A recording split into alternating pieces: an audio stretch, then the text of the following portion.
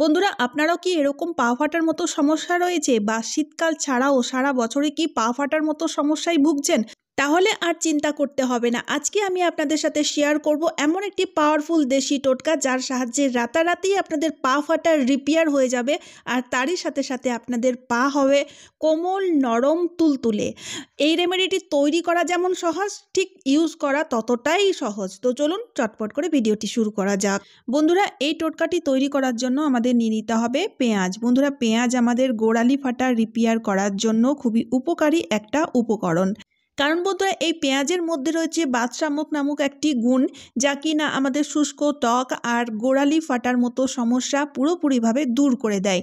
তো এখানে আমি দেখুন একটা গোটা পেঁয়াজ নিয়েছি, পেঁয়াজের খোসা ছাড়িয়ে পেঁয়াজটাকে আমি গ্রেট করছি। চাইলে আপনারা মিক্সি জারে এর পেস্টও তৈরি করে নিতে পারেন। তারপরে বন্ধুরা, আমাদের নিয়ে নিতে হবে মটরশুঁটি। তো আমি এখানে মটরশুঁটির খোসাটারও ইউজ করব, আবার মটরশুঁটিগুলোরও ইউজ করব। বন্ধুরা, এই মটরশুঁটির মধ্যে রয়েছে ভিটামিন এ, সি, ই, যা কিনা আমাদের স্কিনকে হেলদি রাখতে যেমন সাহায্যকারী, ঠিক সেই রকমই এই মটরশুঁটিগুলোর মধ্যে একটা বিজল পদার্থ রয়েছে, যা কিনা আমাদের গোড়ালি ফাটা চিরতরে দূর করতে খুবই সাহায্যকারী, স্কিনকে খুব ভালো মতো ময়েস্ট করে থাকে। তো এখানে আমি এই মটরশুঁটিগুলোকে থেতো করে পেস্ট তৈরি করে নিচ্ছি। মিক্সি জারে করে নেবেন, সবচেয়ে বেশি সুবিধা হবে, কারণ এই মটরশুঁটিগুলোর মিহি পেস্ট চাই। ঠিক আছে, তো এখানে দেখতেই পাচ্ছেন আমি কিন্তু একদম মিহি করে পেস্ট তৈরি করে নিয়েছি। এবার কি করব, এই মটরশুঁটির পেস্টটাকে না পেঁয়াজের যে পেস্টটা আমরা তৈরি করেছিলাম সেই পেঁয়াজের পেস্টের সাথে অ্যাড করে দেবো। ঠিক আছে, তারপরে আমাদের নিয়ে নিতে হবে অল্প একটু কোলগেট বা যে কোনো পেস্ট নিলে হবে, এখানে কোনো অসুবিধা নেই, তবে হোয়াইট পেস্টটা নিলে সবচেয়ে ভালো হয়। এবার আমাদের সবগুলো জিনিস খুব ভালোভাবে মিশিয়ে নিতে হবে। তো দেখুন আমি একটা বাটিতে ট্রান্সফার করে নিলাম, যাতে ভালোভাবে মিশিয়ে নেওয়া যায়, মেশাতে অসুবিধা না হয়। আর সবগুলো জিনিস যাতে ভালোভাবে মিশে যায় তার জন্য ভালোভাবে একদম ফেটিয়ে মিশিয়ে নিতে হবে। তো এই সমস্ত জিনিসগুলো মিশিয়ে নেওয়ার পরে এবার আমাদের নিয়ে নিতে হবে বেকিং সোডা, মানে খাবার সোডা। তো এখানে হাফ চামচ মতো বেকিং সোডা অ্যাড করে দিলাম। অ্যাড করে দেওয়ার পরে আবারও আমাদের এই মিশ্রণটিকে খুব ভালো মতো করে ফেটিয়ে তৈরি করে নিতে হবে। তো দেখুন, বেকিং সোডা যেহেতু যে কোনো জিনিসকে খুব সহজে সফট করে তোলে, তো এখানে দেখুন গোড়ালি ফাটার যে মরার চামড়াগুলো থাকে না, সেগুলো খুব শক্ত থাকে, তো সেগুলোকে খুব নরম করে তুলবে, যার ফলে পরিষ্কার করার সময় খুব সহজেই পরিষ্কার হয়ে যাবে। তো এখানে দেখতেই পাচ্ছেন মিশ্রণটি তৈরি হয়ে গেছে। এটা কখন কিভাবে ইউজ করব সেটা আমি একটু পরে দেখাচ্ছি। তার আগে বলি, এপাশে আমি জল গরম করতে বসিয়ে দিয়েছি আর মটরশুঁটির খোসাগুলো দিয়েছি, তার সাথে 1 চামচ লবণও দিয়ে দিলাম এই জলের মধ্যে। এবার এই জলটিকে আমাদের খুব ভালো মতো করে ফুটিয়ে নিতে হবে, যাতে এই খোসাগুলোর গুণ জলের মধ্যে ভালোভাবে মিশে যায়। তো এবার আমাদের কি করতে হবে, নিয়ে নিতে হবে একটা বড় সাইজের গামলা, আর সেই গামলার মধ্যে এই গরম গরম জল ঢেলে দিন। খোসা সমেত জলটিকে ঢেলে দেবেন। জল ঢেলে দেওয়ার পরে এবার কিন্তু আমাদের আরও জল মেশাতে হবে, যেহেতু জলটি খুব গরম রয়েছে। আর দ্বিতীয়ত হচ্ছে জলের পরিমাণটা কিন্তু আমাদের বেশি নিতে হবে, যাতে পা দুটো ডুবে যায়। তারপরে আমি অল্প একটু শ্যাম্পু দিয়ে দিলাম, যে কোনো শ্যাম্পু নিয়ে নিতে পারেন। এবার শ্যাম্পু দিয়ে শ্যাম্পুটাকে ভালোভাবে মিশিয়ে নিয়েছি জলের সাথে শ্যাম্পু মিশিয়ে নেওয়ার পরে এই জলের মধ্যে কিছুক্ষণের জন্য পা ডুবিয়ে রাখবেন। মোটামুটি 2 থেকে 3 মিনিটের জন্য পা ডুবিয়ে রাখলে পায়ের মরা চামড়াগুলো খুব সহজেই সফট হয়ে যাবে, আর গোড়ালি ফাটার ভেতরে যেই নোংরাগুলো জমে থাকবে সেগুলোও খুব সহজেই সফট হয়ে যাবে। তো তারপরে বন্ধুরা নিয়ে নেবেন এরকম স্ক্রাবার। বন্ধুরা, আমি আপনাদের সাজেস্ট করব, এই যে নেটের স্ক্রাবারগুলো দেখতে পাচ্ছেন, এগুলো দিয়ে না খুব খুব সুন্দর মতো পা ঘষা যায়। তাই আমি কিন্তু পা ঘষার জন্য এই নেটের স্ক্রাবারগুলোর ইউজ নিয়ে থাকি। চাইলে আপনারা অন্য টুলও নিয়ে নিতে পারেন, পা ঘষার অনেক রকম টুল পাওয়া যায়। এবার আমাদের শুধুমাত্র পাটাকে ঘষতে হবে এই স্ক্রাবার দিয়ে, আর এখানে কিন্তু কোনো কিছু করণীয় নেই। তো এখানে পাটা যখন ঘষবেন তখন দেখবেন মরা চামড়াগুলো উঠতে থাকবে, আর তারই সাথে সাথে যত ব্যাকটেরিয়া থাকবে, নোংরা থাকবে, ময়লা থাকবে, সব একবারে পরিষ্কার হয়ে যাবে।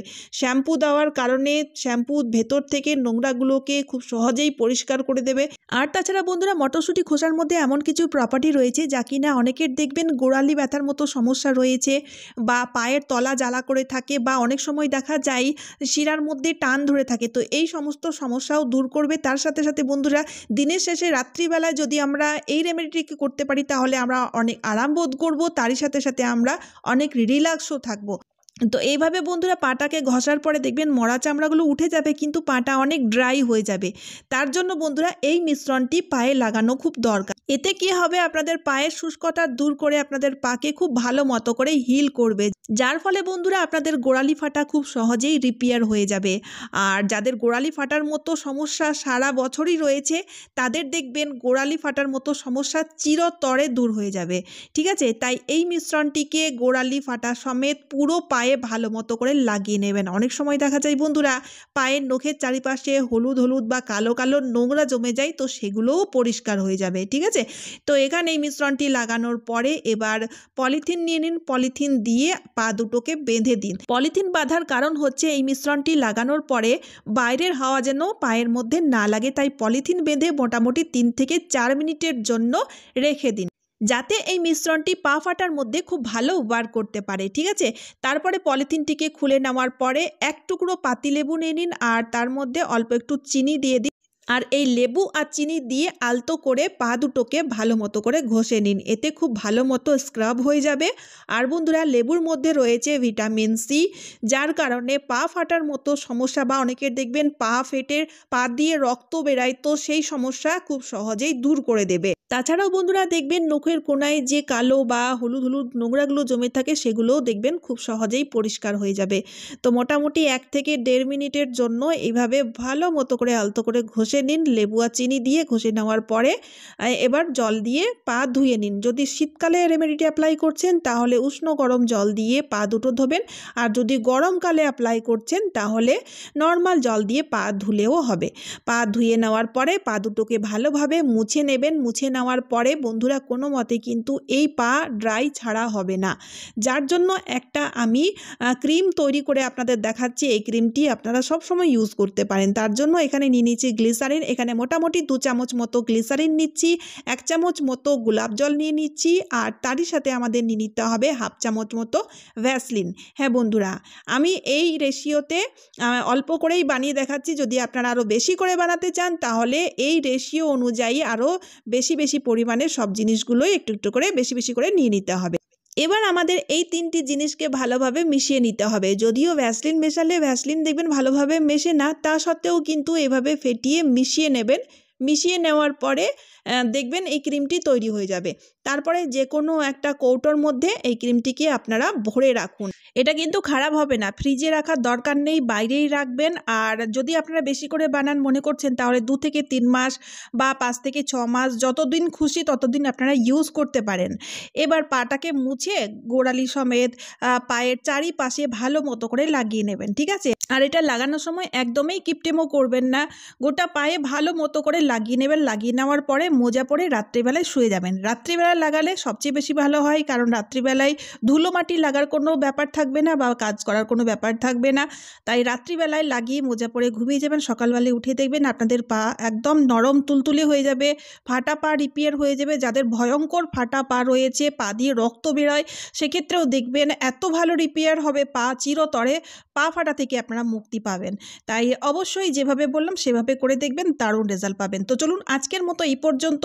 এই রেমেডিটি খুবই উপকারী রেমেডি, তাই বন্ধুরা বেশি বেশি করে ভিডিওটি শেয়ার করে দেবেন, যাতে প্রত্যেকেই এই রেমেডির থ্রু উপকার পেয়ে থাকে। আর তারই সাথে সাথে আপনারা কে কোথা থেকে আমার ভিডিও দেখছেন সেটাও আমাকে কমেন্টের মাধ্যমে জানাবেন, তাহলে আমি বুঝতে পারবো আমার ভিডিও কোথায় কোথায় দেখা হচ্ছে। তো চলুন আবারও দেখা হচ্ছে অন্য কোনো নতুন ভিডিওতে। আপনারা সবাই খুব ভালো সুস্থ থাকবেন। টাটা বন্ধুরা।